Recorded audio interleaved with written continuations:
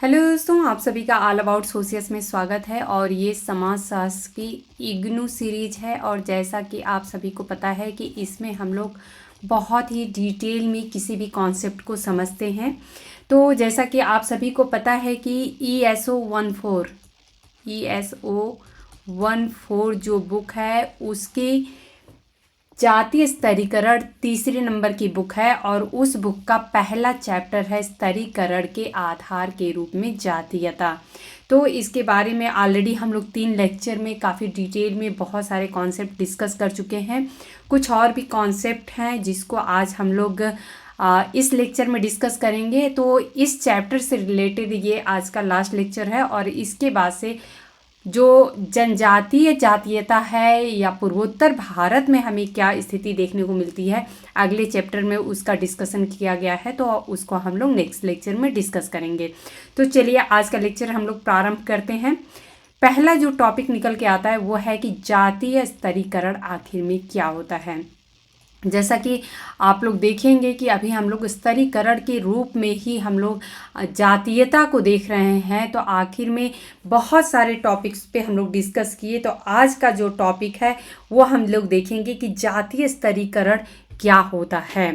स्तरीकरण हम सभी को पता है कि ये एक ऐसी व्यवस्था है जिसके द्वारा लोगों को उनकी संपदा, सत्ताधिकार और प्रतिष्ठा के आधार पर असमान रूप से श्रेणियों में बांटा जाता है और उसी के अनुरूप उन्हें समाज में पुरस्कृत भी किया जाता है।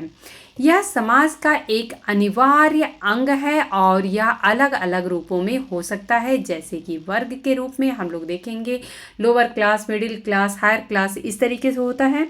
वहीं पे जेंडर के रूप में हम देखते हैं तो जेंडर को जो हम हिंदी में, जेंडर तो इंग्लिश वर्ड है, हिंदी में हम इसे सामाजिक लिंग सोच यानी कि जो लिंग को हम लोग डिफाइन करते हैं सामाजिक रूप में, उसको हम लोग जेंडर कहते हैं। क्योंकि जो अगर हम बायोलॉजिकल टर्म में बोलें तो उस तरीके से वो सेक्स हो जाता है जिसे लिंग कहते हैं। लेकिन अगर हम उसी को जैसे कि महिला पुरुष के रूप में अगर हम समाज के जो क्या एक दिए गए पैटर्न है कि महिलाओं को ये करना चाहिए, पुरुषों को वो करना चाहिए, एक स्टीरियोटाइप जो थिंकिंग बन गई है, उसको हम सामाजिक लिंग सोच कहते हैं अर्थात जेंडर कहते हैं। तो इसके आधार पे भी हम देखते हैं, नस्ल और जातीयता के आधार पे भी हम समाज में देखेंगे कि ये अलग अलग रूपों में दिखाई हमें देता है।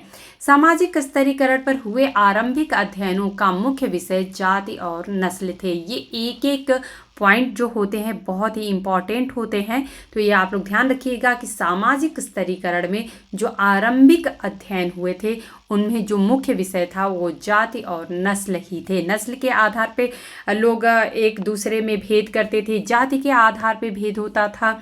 आज के समय में जातीयता और सामाजिक लिंग सोच अर्थात जेंडर को सामाजिक स्तरीकरण के अध्ययन विश्लेषण में महत्व मिलने लगा है। यही नहीं, सामाजिक विभाजन के सबसे पहले रूप में वर्ग की जगह अब जातीय स्तरीकरण ले रहा है, क्योंकि अब संपत्ति संबंध जातीय श्रेणीकरण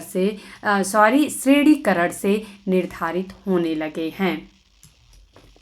जातीय पुनरुत्थान और द्वंद्वों का विश्लेषण करने के लिए आंतरिक उपनिवेशवाद का मॉडल प्रयोग किया जा रहा है। इस मॉडल में प्रभावी समूह जो होता है, इसके द्वारा अल्पसंख्यक समूह पर राजनीतिक नियंत्रण, उनका आर्थिक शोषण और उन पर सांस्कृतिक वर्चस्व बनाए रखना और फिर इस विषम संबंध को विचारधारा की आड़ लेकर न्यायोचित ठहराना, इन सब पहलुओं को उठाया जाता है। तो जो अगर हम उपनिवेशवाद की बात करें तो यही स्थिति थी कि हमारे जो अंग्रेजी शासन की बात करें या उपनिवेशवाद का जो समय था तो उसमें यही था कि जो यहाँ के लोग थे उनको एक अल्पसंख्यक के रूप में मान के और उन पे एक राजनीतिक दबाव, आर्थिक शोषण, या ये कहना कि हमारा कल्चर जो है वो ज़्यादा अच्छा है आपके कंपेयर में, तो इस तरीके से उनको ज़बरदस्ती ये चीज़ बताना कि नहीं आप हमसे नीचे हो, इस तरीके की शोषण किया गया। और उसी विचारधारा को न्यायोचित भी बताया गया कि ये न्याय के रूप से या एज पर लॉ यही सही भी है। तो इस तरीके से हमें आज भी अगर हम देखें तो जातीय पुनरुत्थान और द्वंद्वों के विश्लेषण करने के लिए आंतरिक उपनिवेशवाद का मॉडल जो है वो प्रयोग किया जा रहा है। जातीय स्तरीकरण की कई बातें स्तरीकरण के अन्य स्वरूपों में मिलती है, जैसे कि श्रेणीकरण, असमानता, भेदभाव, शोषण इत्यादि। मगर दोनों में एक महत्वपूर्ण अंतर भी मौजूद है। जातीय समूहों में एक स्वतंत्र राष्ट्र बनने की क्षमता होती है। जो जातीय समूह होते हैं उनमें अपने आप में एक स्वतंत्र राष्ट्र बनने की क्षमता होती है। यह विकल्प वर्ग और सामाजिक लिंग समूहों को हासिल नहीं है। जातीय राष्ट्रवाद क्या होता है इसको हम लोग देखेंगे, अर्थात एथनिक नेशनलिज्म। ओके, जातीय समूह की सदस्यता समाज में व्यक्ति की स्थिति, उसकी हैसियत को तय करती है।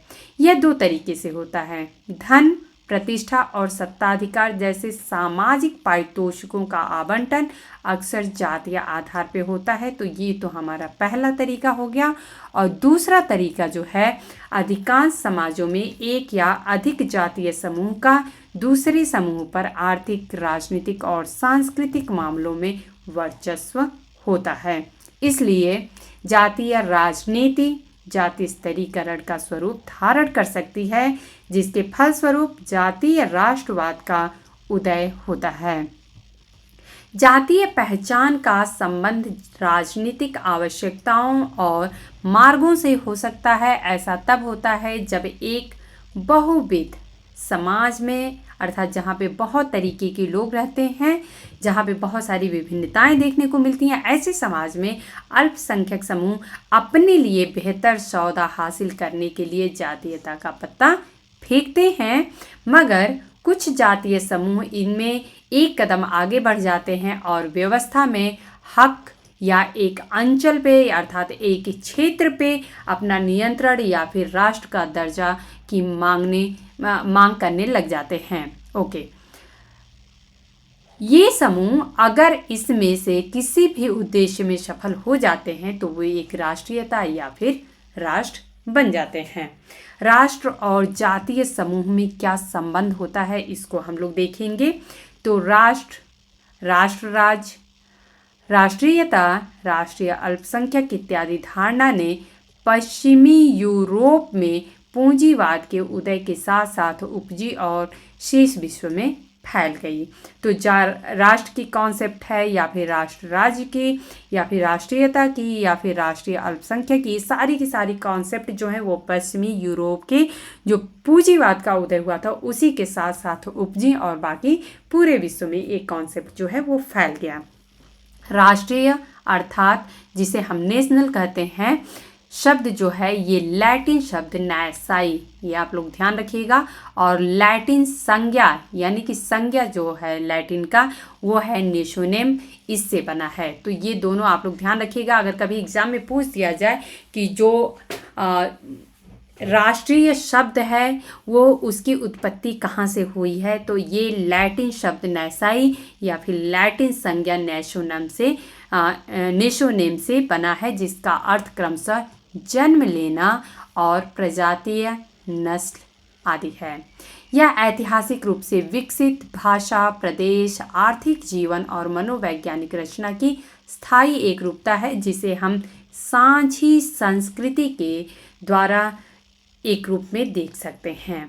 ओके, इससे भी महत्वपूर्ण यह है कि राष्ट्र एक प्रकार का जातीय संप्रदाय है।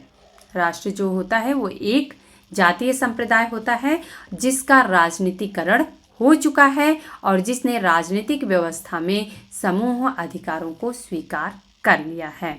यहाँ पे बात हो रही है टी के उमेन की, तो इनके अनुसार राष्ट्र और जातीय समुदाय में कई विशेषताएं समान रूप से पाई जाती हैं, पर दोनों में एक महत्वपूर्ण बिंदु पर भेद दिखाई देता है, और वो कौन सा है, जो कि भू क्षेत्र या फिर प्रदेश होता है। तो जो एक राष्ट्र होता है और जातीय समुदाय होता है, ये दोनों लगभग एक दूसरे के संपूरक जैसे होते हैं, लेकिन एक ऐसा महत्वपूर्ण बिंदु है जहाँ पे ये दोनों अलग दिखाई देते हैं, और वो होता है भू क्षेत्र या फिर प्रदेश।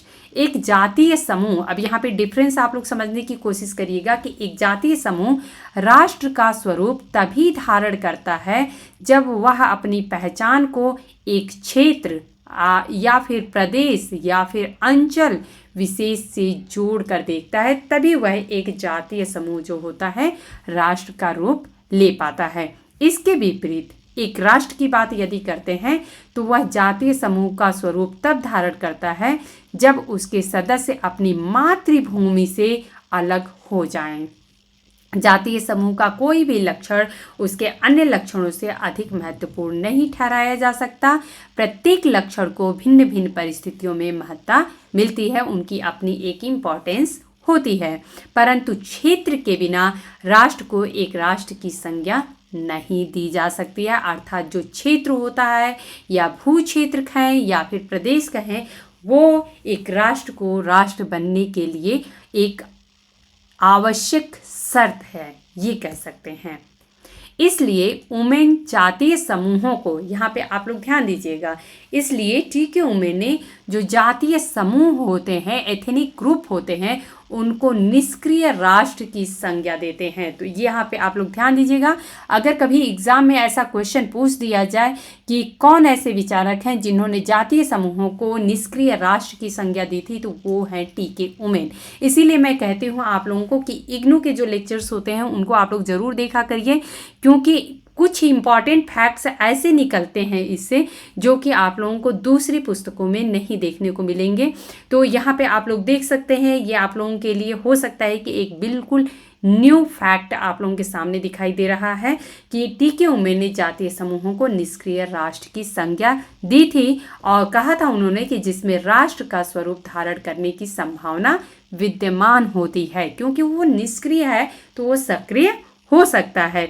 वहीं राष्ट्र को वह सक्रिय जातीयता कहते हैं। तो ये आप लोग बहुत ही माइनर डिफरेंस है, आप लोग ध्यान दीजिएगा। जातीय समूहों को उन्होंने निष्क्रिय राष्ट्र कहा है, वहीं पे राष्ट्र को उन्होंने सक्रिय जातीयता कहा है कि जब जातीयता सक्रिय हो जाए तो वो राष्ट्र का रूप ले लेगी, या फिर जो जातीय समूह होते हैं वो एक निष्क्रिय राष्ट्र के रूप में दिखाई देते हैं, क्योंकि उनकी उत्पत्ति जो है वो जातीय घटकों से ही होती है। इसी प्रकार बैकाल एक विचारक हैं।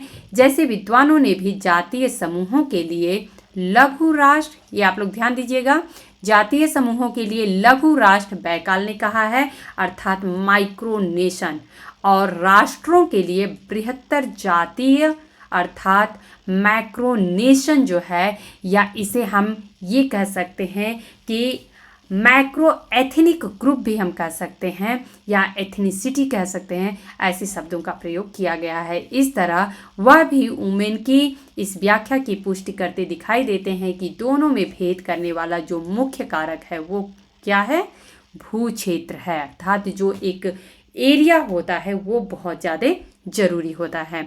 यहाँ पे थोड़ा हम लोग ये समझेंगे कि आखिर में राष्ट्र किसे कहते हैं, क्योंकि यहाँ पे बहुत हम लोग काफ़ी कुछ डिस्कशन राष्ट्र के बारे में कर चुके हैं कि जो कि राष्ट्र की अपनी क्या पहचान होती है। तो थोड़ा हम लोग राष्ट्र के बारे में समझेंगे।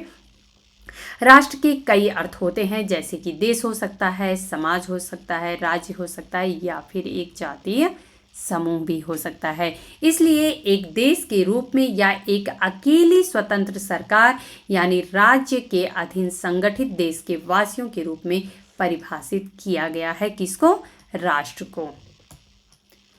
मगर इसे ऐसे लोगों के रूप में भी परिभाषित किया जाता है जो तथाकथित रक्त संबंधों से परस्पर जुड़े रहते हैं, उनको भी राष्ट्र के रूप में हम देखते हैं, जिन्हें हम प्रायः उनके सामूहिक हितों और अंतर संबंधों में देखते हैं।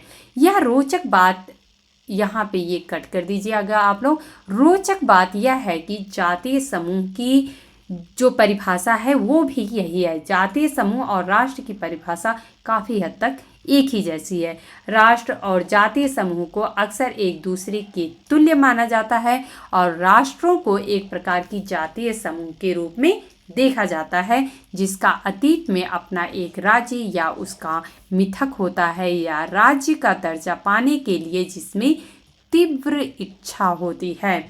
इस प्रकार के मिथकों, इतिहास और अपेक्षाओं से शक्ति पाकर राष्ट्रवाद लोगों को अक्सर उच्च सामाजिक स्तर, स्वतंत्रता और स्वायत्तता की चाह में जातीय आंदोलन छेड़ने के लिए एकता के सूत्र में बांधने का काम करता है।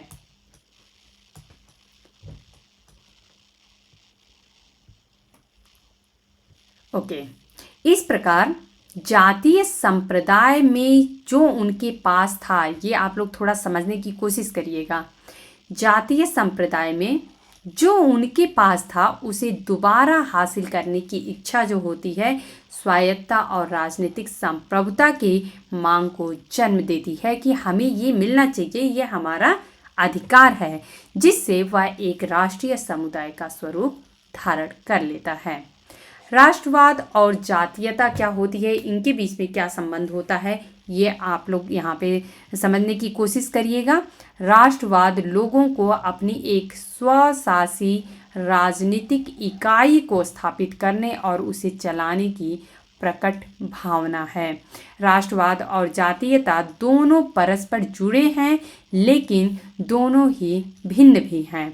जातीयता राष्ट्रवाद का रूप धारण कर सकती है और राष्ट्रवाद का आधार हमेशा वास्तविक या काल्पनिक जातीय संबंध बनते हैं। तो यहाँ पे आप लोग देखेंगे कि राष्ट्रवाद की जो कल्पना है वो हम जातीयता से ही कर सकते हैं और जातीयता की जो कल्पना है वो राष्ट्रवाद का रूप ले सकती है। पर राष्ट्रवाद के मूल में 3 मुख्य बातें निहित होती हैं, ये आप लोग ध्यान रखिएगा। राष्ट्रवाद के मूल में यानी इसकी कैरेक्टरिस्टिक में ये 3 बातें जरूर होंगी और वो होती है स्वायत्तता, एकता और पहचान। ये आप लोगों के जो असर्शन रीजन टाइप के जो क्वेश्चन आते हैं या कॉन्सेप्चुअल बेस्ड क्वेश्चन आते हैं एग्जाम्स में, उनके लिए ये लेक्चर्स जो होते हैं बहुत ज़्यादा इम्पॉर्टेंट होते हैं। ओके, अब यहाँ पे तीनों को हम लोग समझते हैं। स्वायत्तता क्या होती है? तो स्वायत्तता का अभिप्राय उस प्रयास से है जिसे लोग अपनी नियति को खुद तय करने और खुद को बाहरी बेड़ियों से मुक्त करने के लिए करते हैं। अर्थात हमें अपना खुद का कुछ हमारी अधिकार होने चाहिए, हमारे कुछ इम्पोर्टेंस होने चाहिए, हमारी कुछ अस्तित्व होनी चाहिए। तो ये स्वायत्तता होती है जो कि हम कहते हैं कि हम अपने रास्ते खुद बनाएंगे। एकता क्या होता है? तो ये हम लोग देखते हैं। एकता का अर्थ आंतरिक विभाजनों, मतभेदों को समाप्त कर एकजुट हो जाना होता है। और पहचान क्या होता है? तो पहचान का तात्पर्य एक समूह के प्रयास से है जो वह अपनी प्रामाणिक सांस्कृतिक विरासत और पहचान को हासिल करने और उसे अभिव्यक्त करने के लिए करता है। तो ये 3 पॉइंट्स हैं। ओके, इस प्रकार राष्ट्रवाद जातीयता का एक रूप है जिसमें एक खास जातीय पहचान एक राजनीतिक एजेंडा हासिल करके ठोस और संस्थागत रूप धारण करती है।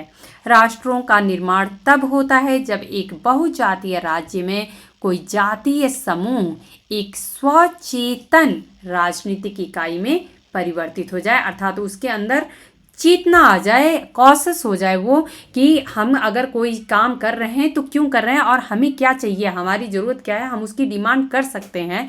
तो जब स्वचेतन राजनीतिक इकाई के रूप में परिवर्तित हो जाता है तब वो राष्ट्र का निर्माण कर सकता है। इस तरह संप्रभुता और आत्मनिर्णय ही राष्ट्रवाद को जातीयता से अलग करता है। अर्थात जो संप्रभुता होता है या फिर आत्मनिर्णय यानी हमें खुद कुछ निर्णय लेने की जो शक्ति होती है, वही हमें राष्ट्रवाद को जातीयता से अलग करता है। राष्ट्रीयता का विकास हम लोग देखते हैं। यहाँ पे एक थिंकर नाम आप लोगों ने सुना होगा, पॉल ब्रास की बात हो रही है। तो पॉल ब्रास के अनुसार राष्ट्रीयता का निर्माण जो होता है वो 2 चरणों में होता है। पहले चरण में एक जातीय श्रेणी का एक समुदाय के रूप में रूपांतरण होता है। तो जो एक जातीय श्रेणी होती है उसका पहले एक समुदाय के रूप में रूपांतरण होता है और इस प्रक्रिया में कुछ परिवर्तन होते हैं। कैसे परिवर्तन होते हैं? जैसे कि एक स्वचेतन भाषाई एकता का सृजन, यानी कि हम एक जैसे भाषा बोलने वाले लोग हैं तो हमारी अंदर एक चेतना होती है कि ये हम लोग एक ही भाषा वाले लोग होते हैं। जैसे कि बंगाली, मराठी, पंजाबी या गुजराती, इस तरीके से अलग अलग एरिया के रूप में एक उनकी चेतना होती है खुद की कि हम एक ही भाषा के लोग होते हैं। जाति संगठन का निर्माण इत्यादि। यह बहुजातीय समाज में आधुनिकीकरण का आरंभिक दौर में होता है जिसमें विभिन्न प्रकार के सामाजिक विभाजन विद्यमान रहते हैं। दूसरे चरण में ये कहते हैं कि समूह के सदस्यों या समूची समूह के लिए सामाजिक, आर्थिक और राजनीतिक अधिकारों की पैरवी और फिर उन्हें प्राप्त करना शामिल होता है। यह समूह जब अपने प्रयासों से सामूहिक अधिकारों को राजनीतिक कार्रवाई और गोलबंदी के जरिए हासिल करने में सफल हो जाता है तो वह जातीयता के दायरे से बाहर निकल जाता है और खुद को एक राष्ट्रीयता के रूप में स्थापित कर लेता है। तो यहाँ पे बहुत ही सिंपल सा कॉन्सेप्ट है कि जब जातीयता जो होती है या जो जातीय समूह होता है वह एक स्वचेतना के अनुसार या उसके अंदर खुद की अपनी चेतना आ जाए, जिस तरीके से कार्ल मार्क्स ने बात की थी मजदूरों के अंदर या श्रमिक वर्ग के अंदर जब चेतना आ जाएगी तो वो खुद अपनी जो डिमांड है उसके लिए क्लास फॉर इटसेल्फ और क्लास इन इटसेल्फ का जो कॉन्सेप्ट दिए थे उसी तरीके का कुछ मिलता जुलता कॉन्सेप्ट आप लोगों को यहाँ पे दिख रहा है कि जब जातीयता होती है या जातीय समूह होते हैं उनमें जब स्वचेतना आ जाती है और वो अपने अधिकारों के लिए मांग करने लगते हैं और उसमें सफल हो जाते हैं तो वो एक राष्ट्र का निर्माण कर सकते हैं। तो इसी प्रकार से इसीलिए टी.के. उमेर ने कहा था कि जो जातीयता होती है वो एक निष्क्रिय राष्ट्र होता है, लेकिन जो राष्ट्र होता है वो एक सक्रिय जातीयता होती है। यानी जब जातीयता सक्रिय हो जाती है तो एक राष्ट्र का रूप ले लेती है। तो आई थिंक कि अभी आप लोगों को जातीयता और राष्ट्रवाद इन दोनों में बहुत ही माइनर जो डिफरेंस है वो क्लियर हो चुका होगा। लेकिन यहाँ पे एक क्वेश्चन ये उठता है कि जातीयता क्यों राष्ट्रीयता में बदल जाती है। क्वेश्चन यहाँ पे ये है कि जो जातीयता है वो आखिर में राष्ट्रीयता में क्यों बदल जाती है। इस प्रश्न का समाधान सापेक्षिक वंचना के दृष्टिकोण से मिलता है। यहाँ पे आप लोगों को अब R.K. मर्टन की सापेक्षिक वंचना का कॉन्सेप्ट याद आ रहा होगा कि जो चीज़ हमारे पास नहीं होती है वो हम देखते हैं कि सामने वाले के पास है और हमें उनके जैसा बनना चाहिए ताकि वो चीज़ें हमारे पास आ सकें। तो ये जो इस प्रश्न का समाधान निकाला गया वो ये दिखता है कि सापेक्षिक वंचना का दृष्टिकोण जो है वो यहाँ पे काम करता है, जो हमारा ध्यान कुंठा की भावना की ओर खींचता है। जब लोगों को लगता है कि यहाँ पे बहुत ही अच्छे से आप लोगों को समझने की ज़रूरत है कि जब लोगों को लगता है कि उन्हें जो जायज़ रूप से मिलना चाहिए अर्थात जो उनका अधिकार है, जो उनका हक है, जो उन्हें मिलना चाहिए और उन्हें असल में जो मिलता है उसमें भारी अंतर है। यानी कि हमें जो मिलना चाहिए और रियल में हमें जो मिल रहा है इसमें एक बहुत ही मेजर डिफरेंस दिख रहा है, एक खाई के रूप में अंतर दिख रहा है। तो इसी से उनमें कुंठा की ये भावना उत्पन्न होती है और इस प्रकार पराधीन या दबाए हुए समूहों को जब प्रभावी समूह द्वारा स्थापित नियमों के अनुसार उचित सफलता नहीं मिल पाती है तो उनकी प्रतिक्रिया की प्रकृति जातीय वैमनस्य का पुट लिए रहती है। यह जातीय वैमनस्य या जो विरोध होता है वह हमें 3 तरीके से दिखाई देता है। वो है देशीय लोगों के जमीन और संस्कृति के अधिकार की लड़ाई, दूसरा है अल्पसंख्यक समूहों द्वारा समान आर्थिक, राजनीतिक और सांस्कृतिक अधिकार हासिल करने के प्रयासों, और तीसरा है कि दुर्लभ संसाधनों को प्राप्त करने के लिए जातीय समूहों में स्पर्धा, और एक पॉइंट और है कि पृथक राष्ट्र के आंदोलन का स्वरूप धारण कर सकता है। तो इस तरीके से हमें दिखाई देता है कि जब हमें एक कुंठा की भावना आती है जब जातीय समूहों में, तो ये जातीयता जो होती है वो राष्ट्रीयता में किस प्रकार बदलती है। तो इसके लिए ये जो 4 हमें पॉइंट दिखाई दे रहे हैं कि इन स्टेजेस से जाते हुए और फिर वो एक पृथक राष्ट्र के आंदोलन का स्वरूप धारण कर लेता है। ओके, जातीय राष्ट्रवाद और भारत की बात कर लेते हैं कि आखिर में भारत में हमें क्या देखने को मिलता है। तो यहाँ पे के शर्मा की बात हो रही है। इनके अनुसार जातीय वैमनस्य ने भारतीय राज्य के लिए कई गंभीर खतरे पैदा कर दिए हैं। ये कहते हैं कि ये खतरे इस प्रकार हैं। पहला इन्होंने कहा जातिवाद। यह जातीय पहचान और आधुनिक हितों का एक विचित्र मिश्रण है। ये बात केएल शर्मा ने की है, जिसमें जातीय समूह अपने आर्थिक और राजनैतिक हितों के लिए जातिगत विचारधाराओं का प्रयोग करता है, जैसे एक राजनीतिक दल एक जाति समूह विशेष से वोट मांगता है। अब जैसे आप लोग देखेंगे कोई इलेक्शन होता है तो कहाँ से किसको उठाया जाए, इस पे कैलकुलेशन ये भी होती है कि वहाँ पे कौन सी जातियाँ ज़्यादा हैं, और उन जहाँ पे अगर कोई विशेष जाति की संख्या ज़्यादा है वहाँ पे लोगों की, तो वैसे अगर सब कैंडिडेट को उठाया जाता है तो जीतने की संभावना ज़्यादा रहती है। तो इस प्रकार से हमें ये जातिवाद का कॉन्सेप्ट देखने को मिलता है। वहीं पे दूसरा कॉन्सेप्ट है सांप्रदायिकता। तो सांप्रदायिकता हमें किस प्रकार से दिखाई देता है कि जो भारत के लिए एक गंभीर खतरा बन सकता है। तो यह धर्म और राजनीति के बीच, यहाँ पे आप लोग ध्यान दीजिएगा, इस तरीके के क्वेश्चन जो होते हैं, मैं बार बार कह रही हूँ, असर्शन रीजन में जो होता है वो पूछ दिया जाता है। तो ये जो सांप्रदायिकता होता है वो होता क्या है, यह धर्म और राजनीति के बीच एक अनैतिक गठजोड़ है। अनैतिक गठजोड़ की बात हो रही है, ये आप लोग ध्यान रखिएगा, क्योंकि लोग धर्म और राजनीति को ही लेके सांप्रदायिकता का रूप देते हैं, जिसमें राजनीतिक या आर्थिक हितों की स्थिति के लिए धर्म का प्रयोग किया जाता है। जैसे अपना राजनीतिक उल्लू सीधा करने के लिए भारतीय जनता पार्टी हिंदुत्व की विचारधारा का इस्तेमाल कर रही है।